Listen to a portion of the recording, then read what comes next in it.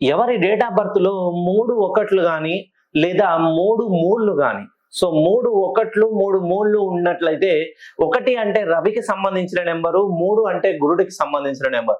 అపారమైనటువంటి తెలివితేటలు ఉంటాయి, కానీ ఆర్థికంగా పెట్టడానికి పెట్టుబడులు ఉండవు. సో ఎవరికైతే ఆర్థికంగా స్థిరత్వం ఉంటుంది కానీ వాళ్ళకి మేధా సంపత్తి ఉండదు.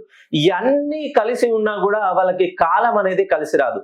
కాలం కలిసి వచ్చినా వీళ్ళు పెట్టుబడులు పెట్టిన మరుక్షణమే ఈ పేరులోని దోషం వల్ల ఏదో ఒక రూపంలో నష్టాన్ని చవి చూడవలసి వస్తుంది. మెయిన్ గా తాత ముత్తాతల నుండి, తల్లిదండ్రుల నుండి సంపాదించే వారసత్వ సంపాదనను వీళ్ళు ఎంత కష్టపడి కాపాడుకోవాలి, దాన్ని నిలబెట్టుకోవాలని అహర్నిశలు తాపత్రయ పడుతూనే ఉంటారు. కానీ వీళ్ళ జీవితంలో చేసిన పేరులోని చిన్న సంఖ్యా దోషం వలన ఎంత సంపాదించినా, ఎంత కష్టపడినా ఆ రికగ్నైజేషన్ అనేది ఉండదు.